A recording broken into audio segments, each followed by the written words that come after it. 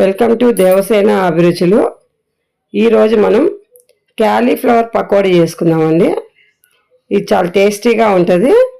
పప్పుచారుకి, రసంలోకి నంచుకొని తిన్నా బాగుంటుంది. లేదు టిఫిన్ లాగా మనం ఈవినింగ్ స్నాక్స్ లాగా కూడా తినొచ్చండి. ఇది బాగుంటుంది. ఇప్పుడు క్యాలీఫ్లవర్ తీసుకొని ఇట్లా సన్నగా తరిగి పెట్టుకోవాలి.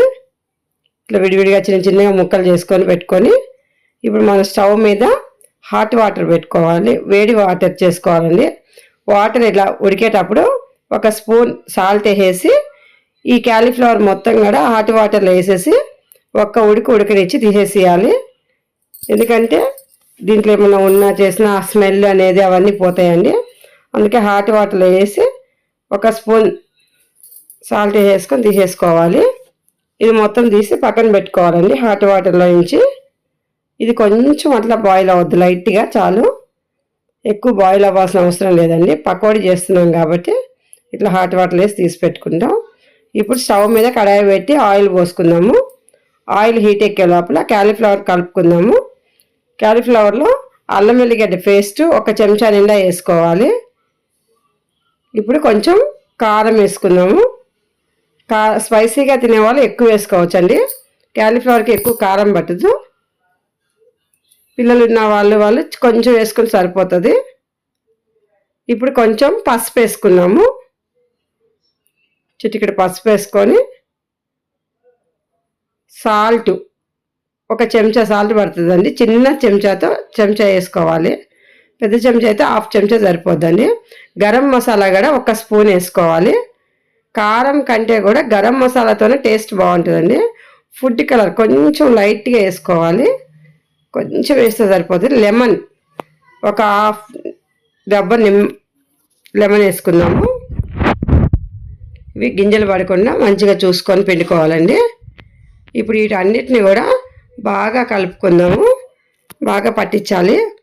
ఉప్పు, కారం, గరం మసాలాలు, అల్లం వెల్లిగడ్డ అంతా లెమన్ అంతా పడిచాక ఒక 2 స్పూన్లు మైదా, ఒక 2 స్పూన్లు కార్న్ఫ్లవర్, ఈ రెండు కూడా వేసుకొని కలుపుకోవాలి. ఎక్కువ పిండిలు అయితే వేయొద్దండి. కొంచెం కొంచెం వేసుకుంటే సరిపోతుంది. 2 స్పూన్లు. ఎక్కువ వేస్తే మరి పిండిగా ఉంటాయి. కొంచెం వేసుకొని ఒట్టిగా కలపాలండి ఫస్ట్. ఎందుకంటే హాట్ వాటర్లో ఆయన తీసాం కాబట్టి అందులో ఉన్న తడే సరిపోతుంది. లేదంటే కొంచెం నీళ్లు చిలకరించుకోవాలి. ఎక్కువ వాటర్ అయితే అవసరం లేదండి. దీనికి కొన్ని వాటర్ అయితే సరిపోతాయి. చూడండి, ఈ విధంగా కలిపి పెట్టుకోవాలి. కొంచెం వాటర్ వేసుకొని కలుపుకుంటే మొత్తం క్యాలీఫ్లవర్ కూడా అయితే నూనె హీట్ ఎక్కిన తర్వాత ఈ విధంగా ఒక్కొక్కటి వేసుకోవాలండి. పకోడీ వేసినట్టే వేసుకోవడమేను. ఆయిల్ కూడా మరీ హీట్ ఎక్కకూడదండి. కొంచెం వేడైతే సరిపోతుంది. మరీ వేడి ఎక్కువ అయితే బ్లాక్గా అయిపోద్ది కానీ ఉడకవు. కొంచెం వేడెక్కిన తర్వాత వేసుకోవాలి. ఇవి చాలాసేపు వేగితేనే సిమ్లో పెట్టి వేయించుకుంటేనే ఉడుకుతాయండి. లేదంటే బ్లాక్గా అయిపోయి త్వరగా కలర్ వస్తాయి కానీ లోపల పచ్చిగానే ఉంటుంది. కాబట్టి మంచిగా మనము తక్కువ మంట మీద పెట్టి వేపుకుందాము. ఇప్పుడు మళ్ళీ మనం కొంచెం వేసుకుంటూ కాల్చుకోవాలండి. ఇందాక కొంచెం వేసాము, ఇప్పుడు మళ్ళీ కొంచెం వేసుకొని ఈ విధంగా కొంచెం వేసుకుంటూ కాల్చేసుకోవాలి. ఇది పిల్లలు చాలా ఇష్టంగా తింటారండి. చాలా బాగుంటుంది. ఎప్పుడైనా పప్పుచారులో కూడా మనం నంచుకొని ఏమైనా కావాలనుకున్నప్పుడు ఇది చేసుకోవచ్చు. లేదు ఎవరైనా చుట్టాలు వచ్చినా కానీ అప్పటికప్పుడు స్నాక్స్ లాగా చేసి పెట్టచ్చండి మనం. చూడండి ఎంత కలర్ఫుల్గా ఉన్నాయో.